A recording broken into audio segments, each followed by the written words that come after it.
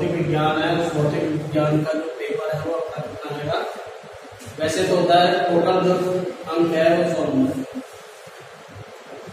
56 number का अपना जो सैद्धांतिक है वो क्या कितना का है 56। चैप्टर अपने जो डिवाइडेशन हो रहे हैं वो डिवाइडेशन 17 चैप्टर जिनके अंदर यूनिट बनी और यूनिट के अनुसार जो अंक बाहर है वो अंक बाहर बता। ठीक है, तो ये जो चैप्टर है, पहला जो चैप्टर है वो है विद्युत क्षेत्र, दूसरा है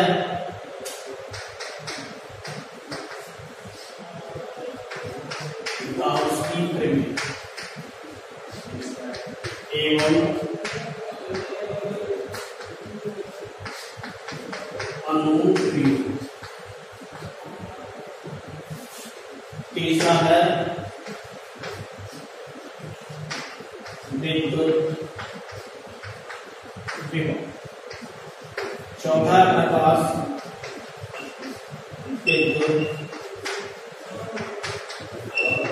धारा। ये बेटा 4 चैप्टर है, यह 4 चैप्टर की एक यूनिट है और इस यूनिट को बोलते हैं हम इलेक्ट्रोस्टैटिक्स स्केल प्रेरण। क्या बोलते हैं बेटा?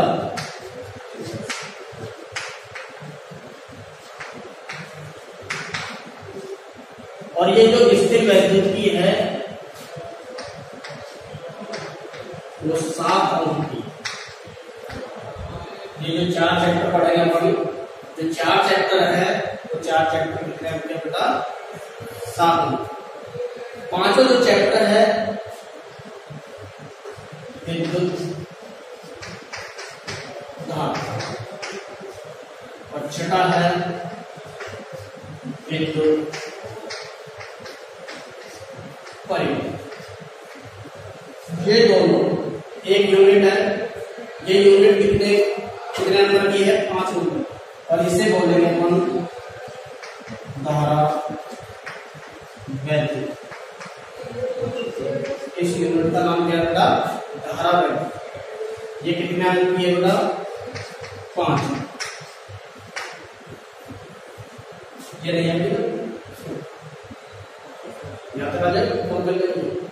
7वां जो यूनिट, 7वां जो चैप्टर है,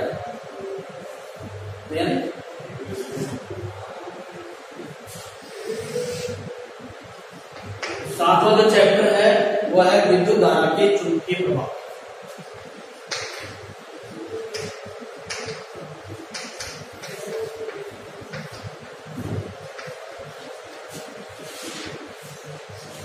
चुंबकीय प्रभाव जो कि अपने पास है 5 अंक।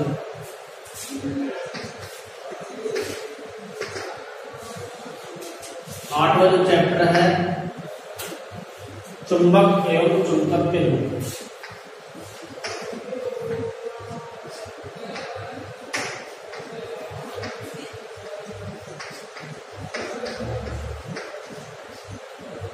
ये है अपने पास 3। 9वां चैप्टर है अपने पास विद्युत चुंबकीय प्रेरण।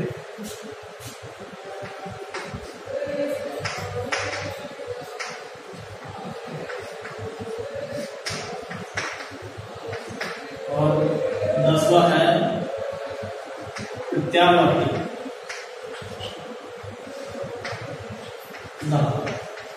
ये दोनों हैं, वो दोनों एक यूनिट है जो कि 7 अंक की।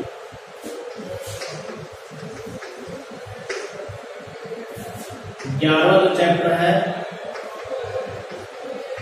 किरण प्रकाश की।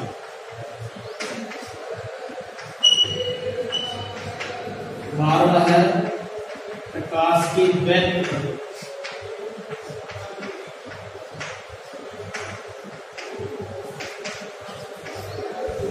ये दोनों चैप्टर हैं वो प्रकाशिकी के हैं, इसके बेटा ऑप्टिकल पे है प्रकाशिकी, जो कि 9 अंक की। कितने अंक की बेटा? 9। 13वां जो है प्रकाश विद्युत प्रभाव।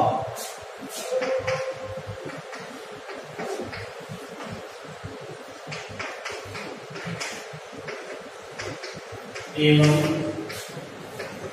द्रव्य तरंग, ये है 4।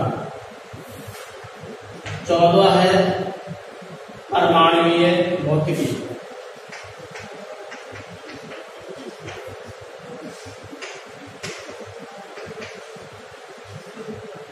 15वां है नाभिकीय भौतिकी। ये दोनों जो मिलकर है एक यूनिट बन गई, ठीक है, जो कि एक यूनिट है हमारे पास 4। 16वां चैप्टर अलग से है इलेक्ट्रॉनिकी।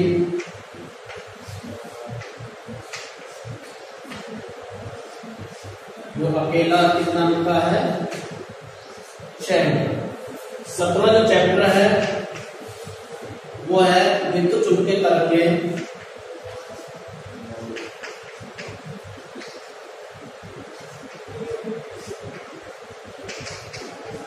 एवं समकालीन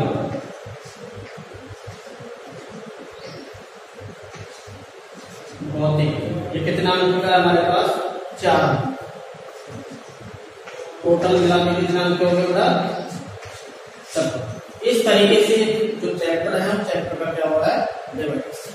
ठीक, तो सबसे पहले हमारे पास जो अपन पढ़ेंगे इस इलेक्ट्रोस्टैटिक्स पढ़ेंगे, और इलेक्ट्रोस्टैटिक्स के अंदर कौन सा चैप्टर है? विद्युत क्षेत्र। इलेक्ट्रोस्टैटिक्स में कौन सा पार्ट पढ़ेंगे? विद्युत क्षेत्र। उतारना चाहोगे?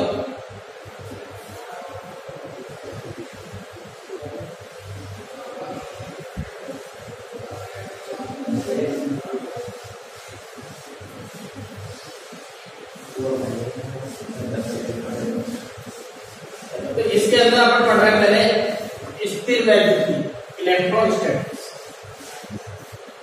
क्या पढ़ रहे बेटा? स्थिर वैद्युतिकी। ये होती क्या है? स्थिर वैद्युतिकी क्या होती है? ठीक है, स्थिर वैद्युतिकी भौतिक विज्ञान की वह शाखा जिसके अंतर्गत स्थिर बिंदु आवेशों के मध्य अन्योन्य क्रियाओं का अध्ययन किया जाता है। क्या कहलाती है? स्थिर वैद्युतिकी कहलाती है। दोबारा सुन लो, स्थिर वैद्युतिकी क्या होती है? भौतिक विज्ञान की वह शाखा जिसके अंतर्गत स्थिर बिंदु आवेशों के मध्य अन्योन्य क्रियाओं का क्या किया जाता है? अध्ययन किया जाता है। क्या कहलाती है? स्थिर वैद्युतिकी कहलाती है। भौतिक विज्ञान की वह शाखा जिसके अंतर्गत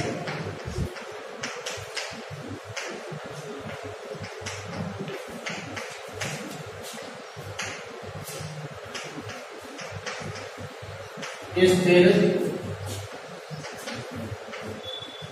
बिंदु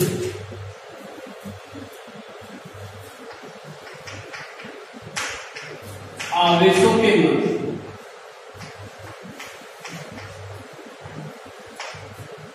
अन्योन्य क्रियाओं का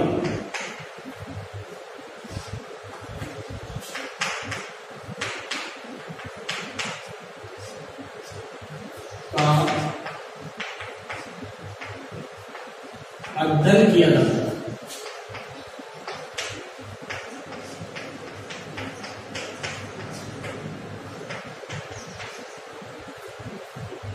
क्या कहलाती है? स्थिर वैद्युतिकी है।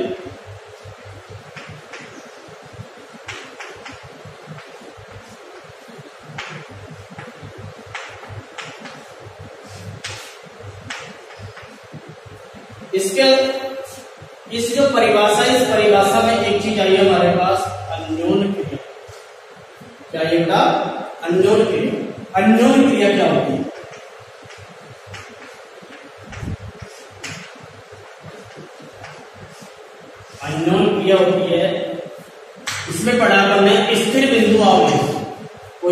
आवेश है, उन आवेशों को या तो पास में लेके आएंगे या उनको क्या करेंगे, रगड़ेंगे या दूर लेके जाएंगे, तो वो क्रिया क्या कहलाती है बेटा, अन्योन्य क्रिया कहलाती है। इनके कारण इनके बारे में जो अध्ययन किया जाता है वो क्या कहलाती है, स्थिर वैद्युतिकी कहलाती है।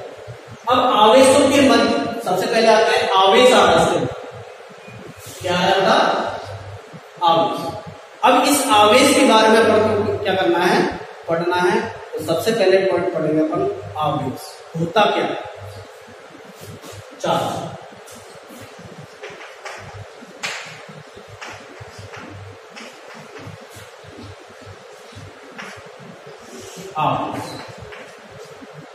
आवेश क्या है, आवेश किसी वस्तु का वह गुण है जो विद्युत तथा चुंबकीय क्षेत्र उत्पन्न करता है। बहुत सारी 3-4 परिभाषा है, 3-4 परिभाषा को हम करेंगे, यहां दिखाएंगे। आवेश क्या है, आवेश किसी वस्तु का वह गुण है जो चुंबकीय क्षेत्र तथा विद्युत क्षेत्र क्या करता है बेटा, उत्पन्न करता है, क्या कहलाता है, आवेश। तो आवेश वस्तु का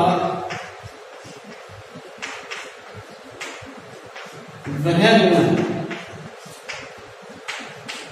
जो विद्युत क्षेत्र, अलग से टॉपिक पढ़ेंगे पूरा विद्युत क्षेत्र के बारे में, चुंबकीय क्षेत्र के बारे में अलग से अपन क्या करेंगे, टॉपिक पढ़ेंगे। विद्युत क्षेत्र तथा चुंबकीय क्षेत्र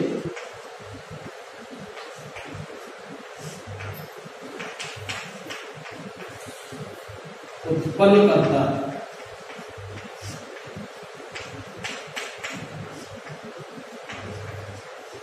आवेश कहलाता है।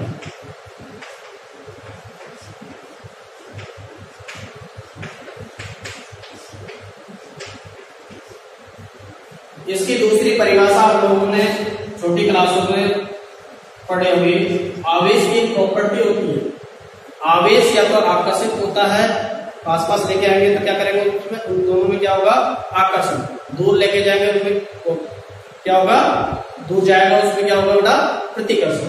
तो दूसरी परिभाषा हम व्यक्त कर सकते हैं, आवेश किसी वस्तु का वह गुण है जो आकर्षण व प्रतिकर्षण को क्या करता है, दर्शाता है, क्या कहलाता है बेटा, आवेश कहलाता है।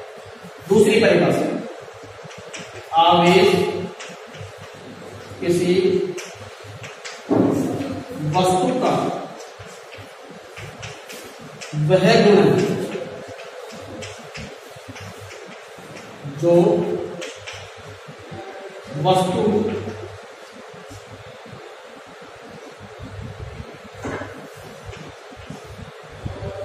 आकर्षण व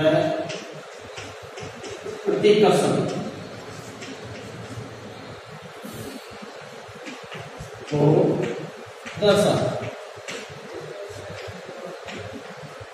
ठीक है बेटा, ये क्या कहलाता है, आवेश। तीसरी परिभाषा आप लोगों ने पढ़ा होगा,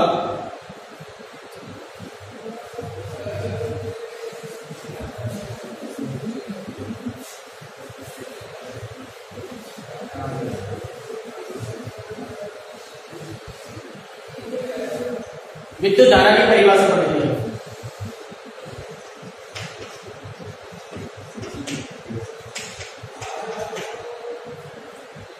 विद्युत धारा क्या होती है, आवेश प्रवाह की दर को क्या कहते हैं, विद्युत धारा। इसे किससे प्रदर्शित करते हैं बेटा, आई से, आई बराबर क्यू अपॉन टी।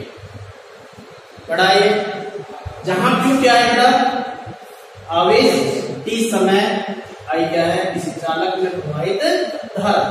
तो क्यू बराबर होता है हमारे पास आई इंटू टी।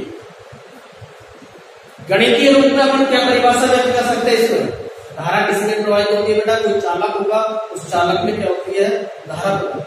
किसी चालक में प्रवाहित धारा तथा समय के गुणनफल को क्या कहते हैं बेटा, आवेश। किसी चालक में प्रवाहित धारा तथा समय के गुणनफल को क्या कहते हैं, आवेश कहते हैं। दूसरी बात, और भी परिभाषा आप लोगों ने पढ़ा था कि 11वीं क्लास के अंदर अपन ने पढ़ी है कि जब भी अपन परिभाषा पढ़ाते हैं तो इकाई मान के चलते हैं, ठीक है। तो किसी चालक में एकांक समय में, किसी चालक में एकांक समय में प्रवाहित जो धारा है वो क्या किसके बराबर होती है? आवेश के बराबर, ठीक है बेटा। तो यहाँ आवेश की परिभाषा हमने 3-4 क्या किए हैं? व्यक्त की। तो ये भी परिभाषा आप देख सकते हैं। आवेश किसी चालक में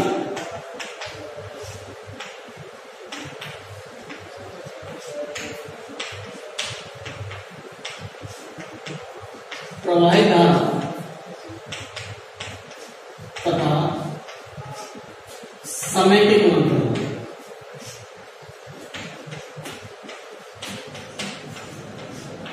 गुणनफल को आवेश कहते हैं।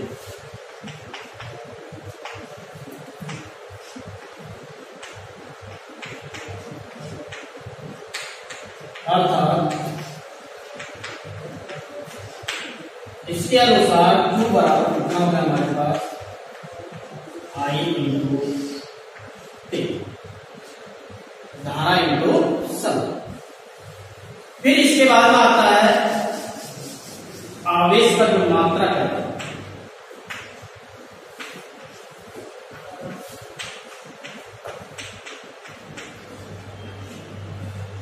आवेश का मात्रा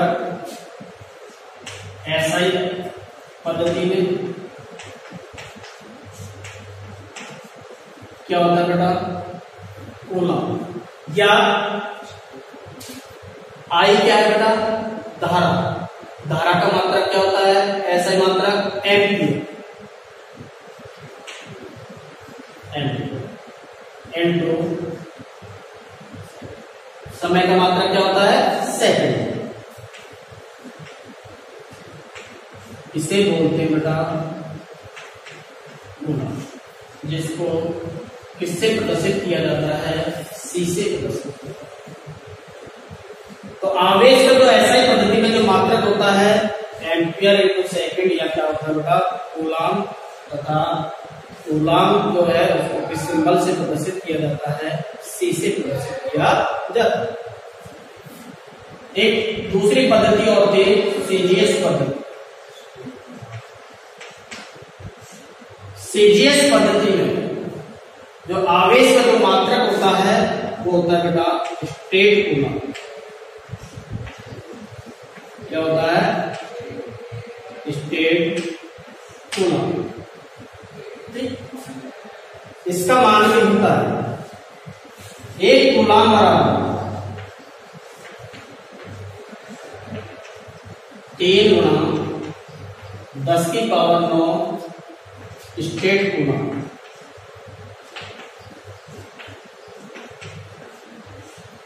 और इस स्टेट कूलम को दूसरे शब्दों में, जैसे यहाँ पर एम्पियर इंटू सेकेंड है, उसको कूलम लिखा है, उसी तरीके से इसको फ्रैंकलिन भी बोलते हैं। क्या बोलते हैं बेटा? फ्रैंकलिन। ये हमारे पास 1 कूलम बराबर होगा 3 गुणा 10 की पावर 9 स्टेट कूलम के बराबर। यदि मेरे को 1 स्टेट कूलम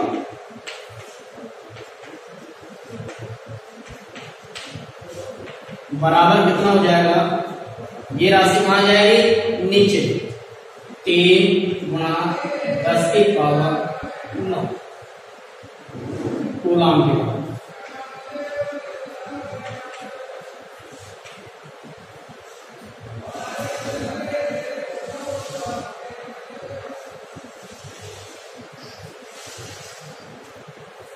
दोबारा देखिए, आवेश का जो मात्रक ऐसा ही मात्रक होता है बेटा एम्पियर इंटू सेकेंड, या क्या होता है बेटा? कूलम होता है। इसके प्रदर्शित करते हैं अपन C से। सीजीएस पद्धति में इसका मात्रक होता है स्टेट कूलम और इसे बोलेंगे अपन फ्रैंकलिन। अब ये जो फ्रैंकलिन होता है, ये जो आवेश है उस आवेश के सबसे छोटा मात्रा, आवेश आवेश का सबसे छोटा मात्रक। क्वेश्चन पूछ लेता है कि आवेश का सबसे छोटा मात्रक कौन सा होता है? फ्रैंकलिन। ठीक है, फ्रैंकलिन क्या होता है? आवेश का सबसे छोटा मात्रक। तो सबसे बड़ा मात्रक क्या होता है? आवेश का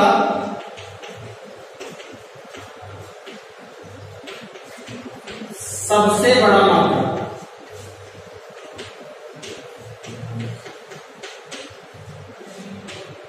होता है बेटा फैराडे। क्या होता है बेटा? फैराडे। ठीक है, एक फैराडे बराबर, जिसको किससे व्यक्त करते हैं अपन? F से। एक फैराडे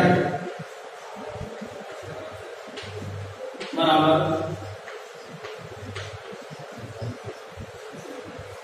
96,500। ठीक, यह आवेश का सबसे बड़ा मात्रक क्या होता है? फैराडे। एक और आगे पढ़ेंगे, धारिता पढ़ेंगे। उस धारिता का जो मात्रक होता है वो फैराड होता है। ठीक है, उसमें इसमें क्या है? अंतर। ये फैराडे क्या है? आवेश का सबसे बड़ा मात्रक। एक फैराडे किसके बराबर होता है? 96,500 कूलॉम के बराबर। ठीक है, अपन ने पढ़ा था कि आवेश की जो शुरुआत की जो परिभाषा पढ़ी थी, उस परिभाषा के अंदर पढ़ा था आवेश किसी वस्तु का वह गुण है जहां चुंबकीय क्षेत्र तथा क्या करता है? विद्युत क्षेत्र उत्पन्न करता है।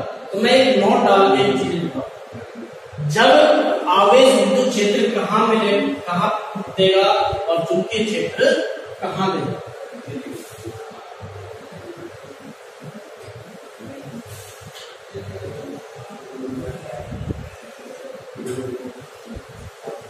देखो नॉट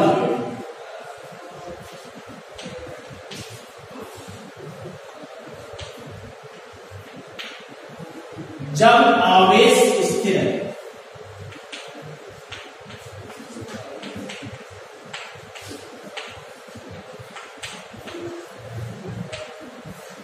कहने का मतलब उसकी वेलोसिटी कितनी है? 0। ठीक है बेटा, आवेश कैसा है बेटा? स्थिर है। और अर्थात हम कह सकते हैं, अर्थात वेलोसिटी कितनी है बेटा? 0। विद्युत क्षेत्र का जो मान, विद्युत क्षेत्र को अपन किससे प्रदर्शित करते हैं? ई से। ठीक है, इलेक्ट्रिक फील्ड, इलेक्ट्रिक फील्ड ये जो पहले अक्षर लिया है किससे हो गया? ई से। उसका मान 0 नहीं। यहां वेलोसिटी 0 है तो विद्युत क्षेत्र का मान 0 नहीं होगा। विद्युत क्षेत्र अपन को क्या होगा? प्राप्त होगा। ठीक है बेटा, दूसरी बात, अर्थात मैं हिंदी में लिख सकता हूं विद्युत क्षेत्र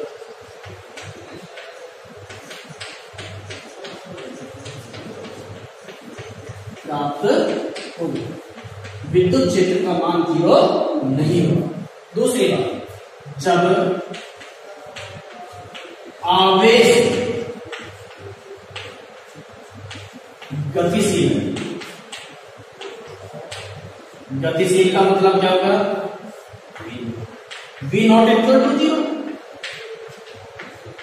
V नॉट इक्वल टू 0। वेग का मान 0 नहीं है। जब वेग का मान 0 नहीं है तो विद्युत क्षेत्र का मान 0 नहीं। और तथा चुंबकीय क्षेत्र को व्यक्त करता है बेटा P से। चुंबकीय क्षेत्र का मान भी 0 नहीं होगा। अर्थात विद्युत क्षेत्र तथा चुंबकीय क्षेत्र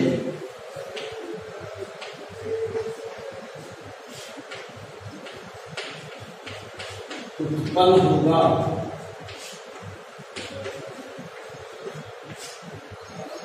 बोर्ड में प्रश्न पूछा हुआ है,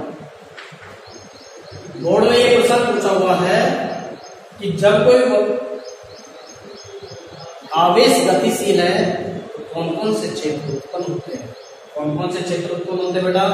विद्युत क्षेत्र तथा चुंबकीय क्षेत्र। कई बार पूछा हो। तीसरी बात, जब आवेश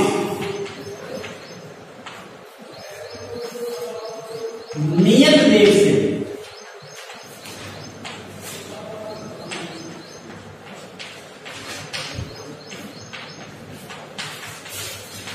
गतिशील, नियत वेग का मतलब है, नियत का मतलब क्या होगा?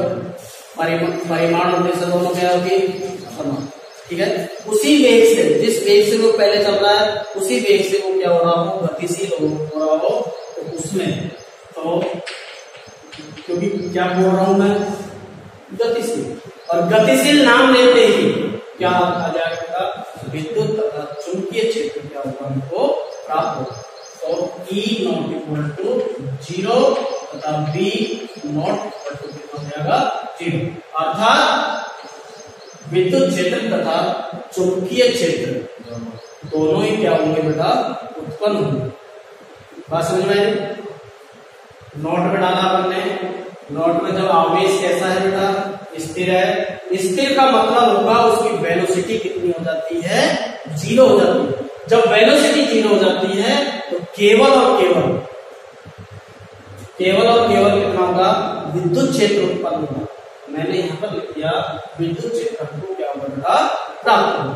दूसरी बात है, जब आवेश गतिशील है अर्थात उसकी वेलोसिटी नॉट इक्वल टू 0 है, 0 नहीं है, 0 नहीं होगा तो विद्युत क्षेत्र तथा चुंबकीय क्षेत्र हमको क्या होगा? उत्पन्न होगा, प्राप्त होगा। ऐसे ही तीसरा है, जब आवेश नियत वेग से गतिशील है तो हमको क्या मिलेगा बेटा? विद्युत क्षेत्र तथा चुंबकीय क्षेत्र। जिसके अंदर से सेकंड पॉइंट है, वो सेकंड पॉइंट बोर्ड में कई बार क्या है? पूछा हुआ पॉइंट है।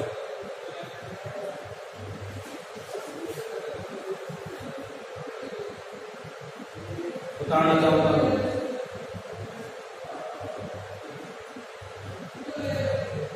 ठीक है बेटा?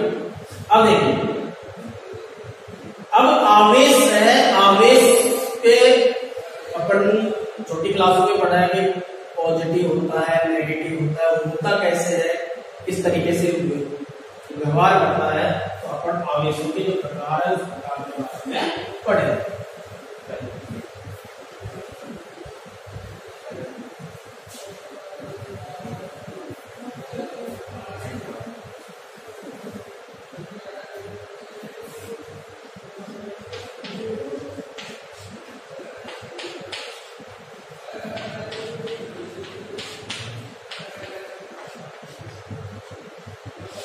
आवेशों का प्रकार। एक अमेरिकन वैज्ञानिक था,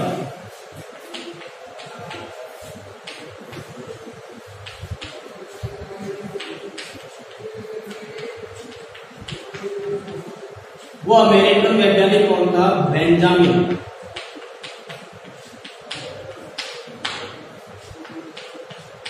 फ्रैंकलिन। कौन था बेटा? Benjamin Franklin. इस बेंजामिन फ्रैंकलिन ने क्या किया कि एक कांच की छड़ दी। क्या बेटा? कांच की छड़। इस कांच की जो छड़ है उस कांच की छड़ को रेशम के कपड़े से क्या किया? उसको रगड़ा। जब रेशम के कपड़े से उसको रगड़ा और रगड़ने के पश्चात उस कांच की छड़ को धागे से बांधकर किसी दृढ़ आधार से उसको क्या कर दिया? लटका। धागे से बांधकर किसी दृढ़ आधार से इस तरीके से क्या किया? लटका। जैसे उस कांच की छड़ को रेशम के कपड़े से रगड़ा तो कांच की जो छड़ है उस कांच की छड़ पर जो आवेश है वो आवेश कैसा आ गया? धनात्मक आवेश। ये हमारे पास है कांच की छड़,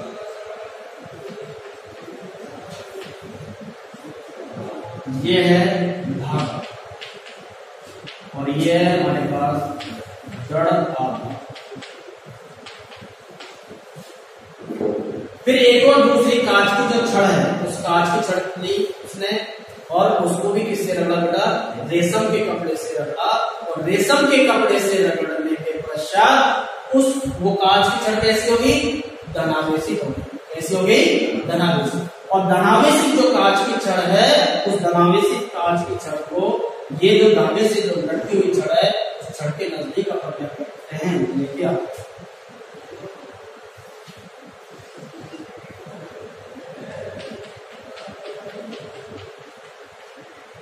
ये कांच की छड़ को अपन इस धनावेशित कांच की छड़ के पास लेके जाते हैं। ले जाने पर में क्या होता है? प्रतिकर्षण। ये दूर दूर जाने लगे। ये दोनों कांच की छड़ें क्या होने लग गई? दूर दूर जाने लगे। अर्थात इससे क्या निष्कर्ष होता है? इन दोनों के अंदर क्या हो रहा है? प्रतिकर्षण। दूसरी एक छड़ है एबोनाइट की छड़। उस एबोनाइट की जो छड़ है उसको बिल्ली की जो खाल है, उस बिल्ली की खाल से क्या किया है हमने? रगड़ा। तो एक एबोनाइट की जो छड़ है उसको बिल्ली की खाल से रगड़ना।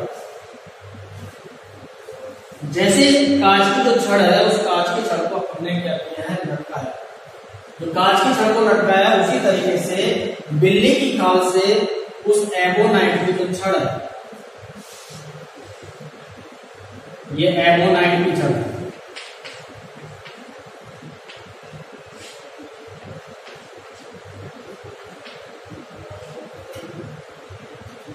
एबोनाइट की छड़ को बिल्ली की खाल से रगड़ने पर जो एबोनाइट की छड़ है उस पर जो आवेश आ जाता है, वो आवेश कैसा आ जाता है बेटा? नेगेटिव। कैसा आ जाता है? नेगेटिव। कैसे कब आता है वो बता।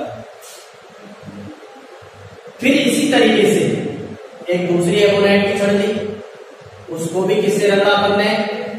बिल्ली की खाल से।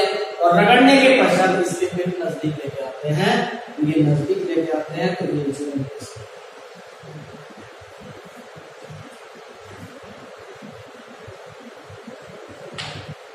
तो ये दोनों का जो एबोनाइट की जो छड़ है, वो एबोनाइट की छड़ में क्या होने लग गई? दूर दूर जाने।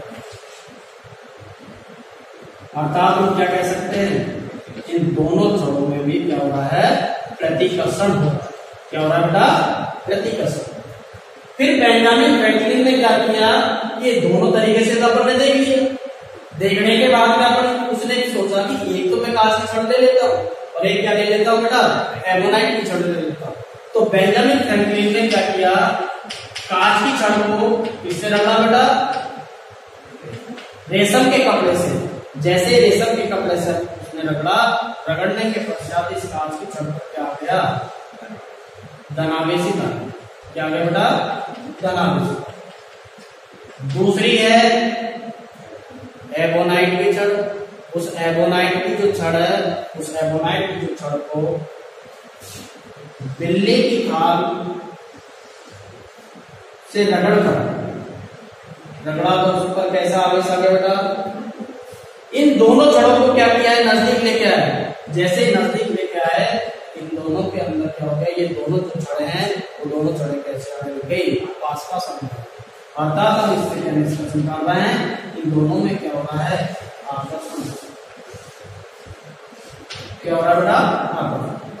तो बेंजामिन जो फ्रैंकलिन ने आवेशों के बारे में ये कहा कि जैसे हमारे पास कितने प्रकार के आवेश प्राप्त हो रहे हैं? दो प्रकार, एक धनावेशित और ऋणावेशित। तो इस सारे जो प्रयोग है, उस प्रयोग से निष्कर्ष निकल रहा है कि घर्षण के कारण तो क्या हो रहा है? आवेशन हो रहा है। आवेशन हमको किससे मिल रहा है बेटा? घर्षण के कारण। घर्षण के कारण क्या हो रहा है बेटा? आवेशन।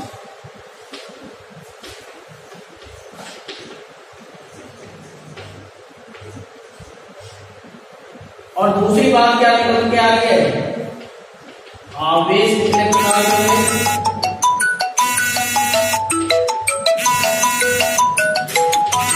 आवेश कितने प्रकार के हो रहे हैं? दो। एक तो हमारे पास धनावेश, एक होता है ऋणावेश।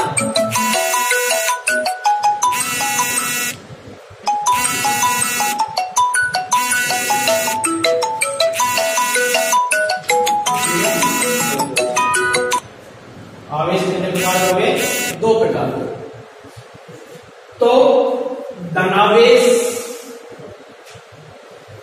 आप लोगों ने केमिस्ट्री में पढ़ा होगा, पॉजिटिव कब मिलता है, जिसके पास होंगे तो ही तो किसी को देगा, और जो देता है वो क्या होता है, धनी, और धनी होता है तो इसके पास कैसा आपके साथ क्या पॉजिटिव, और जो लेता है वो तो क्या होता है हमेशा ऋणी।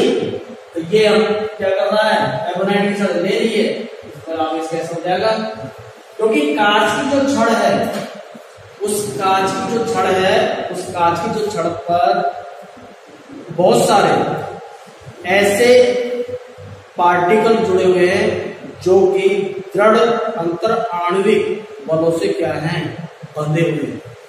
ठीक है, तुलनात्मक दृष्टि से रेशम के कपड़े से, ठीक है, इसमें ज्यादा है तो वो किसी को क्या कर सकता है, दे सकता है। तो ये क्या करता है, कांच की छड़ ये इलेक्ट्रॉनों को क्या कर देता है, रेशम के जो कपड़ा है उस रेशम के कपड़े को क्या कर देता है, दे देता है, और जैसे ही रेशम के कपड़े को ये दे देता है तो उस पर आवेश कैसा हो जाता है, पॉजिटिव, और रेशम के कपड़े पर आवेश कैसा हो जाता है, नेगेटिव। ठीक है, इसी तरीके से इसमें एमोनाइट की जो छड़ होती है बहुत हल्की होती है, उस छड़ पर इलेक्ट्रॉनों की संख्या क्या होती है, कम होती है, तुलनात्मक किससे, बिल्ली की खाल, क्योंकि बिल्ली की खाल उस पर जो इलेक्ट्रॉन है वो इलेक्ट्रॉनों की संख्या क्या होगी, ज्यादा होगी। ज्यादा कैसे, जैसे खाल है, उस खाल के ऊपर बाल बहुत सारे होंगे, ठीक है, तो उस पर जो इलेक्ट्रॉनों की संख्या क्या होगी, ज्यादा, और ज्यादा होने के कारण उसको क्या कर देती है, वो दे देता है, बिल्ली की खाल इसको क्या दे देती है, इलेक्ट्रॉन, तो ये कैसा हो जाता है, ऋणी हो जाता है। तो पॉजिटिव और नेगेटिव। दूसरी बात कि जब किसी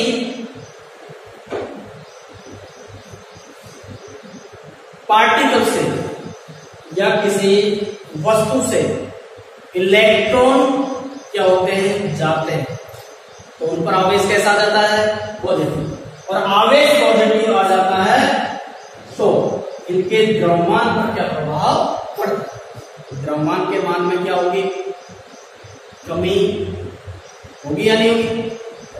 अपने पास धनावेश कब मिल रहा है, जब किसी वस्तु से इलेक्ट्रॉन किसी दूसरी वस्तु को क्या कर रहा है, दे रहा है, तो इसके द्रव्यमान के, पहले द्रव्यमान क्या था, ज्यादा था, जब ये दे देगा तो द्रव्यमान के मान में क्या हो जाएगी, कमी, तो इसके द्रव्यमान के मान में क्या हो जाती है, कमी हो जाती है। द्रव्यमान के मान में कमी, और ऋणावेश जब प्राप्त हो जाता है तो इसके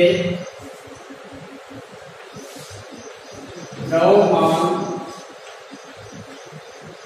के मान में वृद्धि हो जाती है। तो अपन ने आवेशों के जो प्रकार पढ़े हैं, आवेशों के जो प्रकार, कितने प्रकार के होते हैं बेटा, दो प्रकार के किस तरीके से होता है वो अपन ने इस प्रयोग के द्वारा क्या किया है, पढ़ा। अब आवेश की अपन क्या करते हैं, प्रॉपर्टी पढ़ते हैं, आवेश के गुण, क्या पढ़ते हैं बेटा, आवेश के गुण।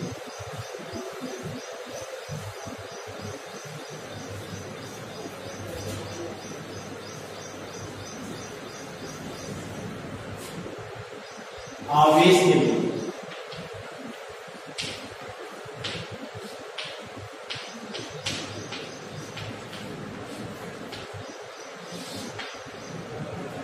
अभी अपन ने पढ़ा है पहले, आवेश किस प्रकार की राशि है, सदिश आवेश, आवेश एक अदिश राशि, आवेश कैसी राशि का, आवेश एक अदिश राशि,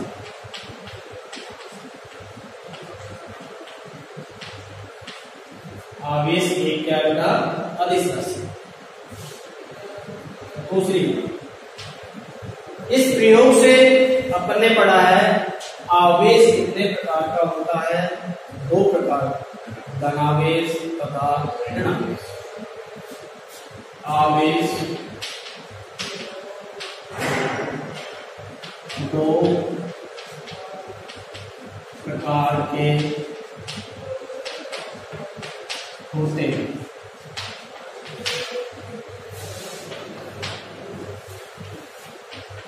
धनावेश,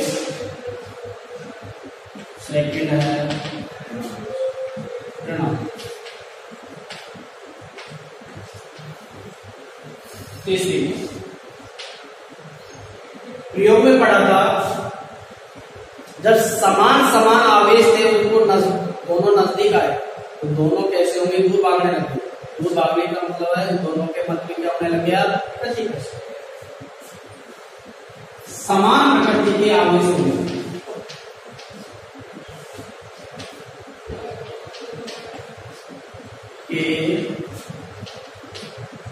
आवेशों में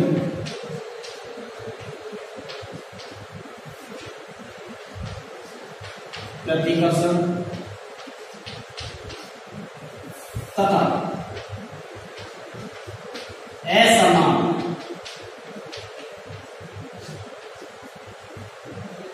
प्रकृति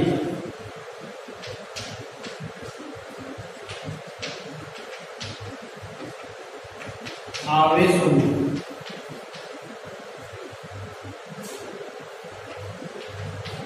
आकर्षण होता है।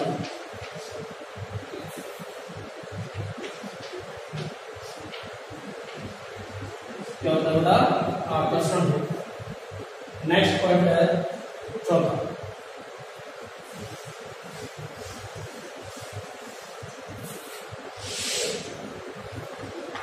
घर्षण के कारण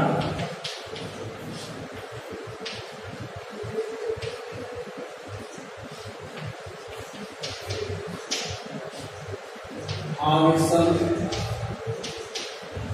होता है। घर्षण के कारण क्या होता है, आवेशन। पांच, जब कोई वस्तु इलेक्ट्रॉन त्यागती है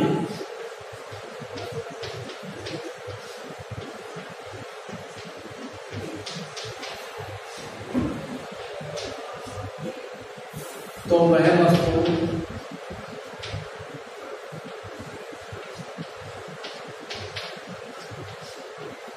धनावेशित होती है।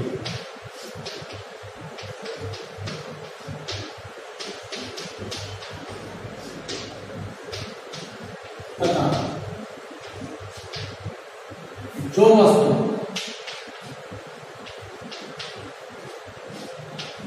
इलेक्ट्रॉन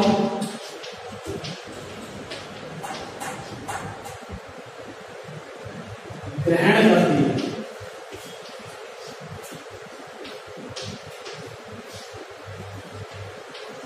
वह वस्तु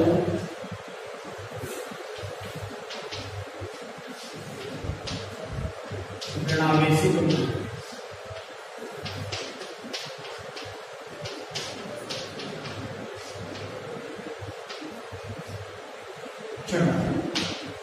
जब वस्तु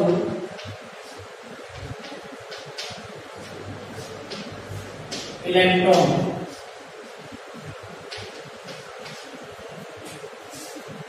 त्यागती है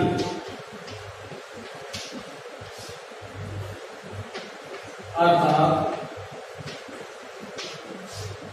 धनावेशित होती है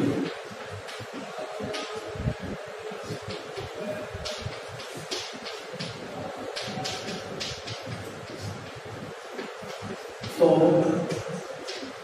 उनके द्रव्यमान में कमी होगी।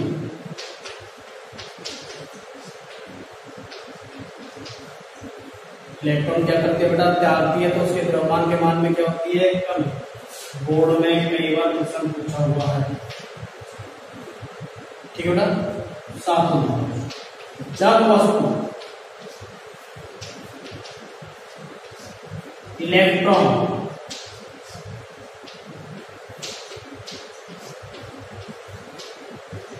ग्रहण करती है।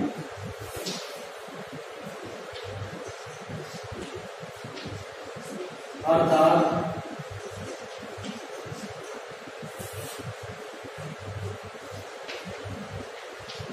ऋणावेशी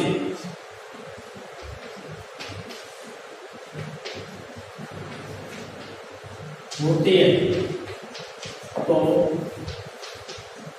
उनके द्रव्यमान में क्या होती है बेटा? वृद्धि होती है।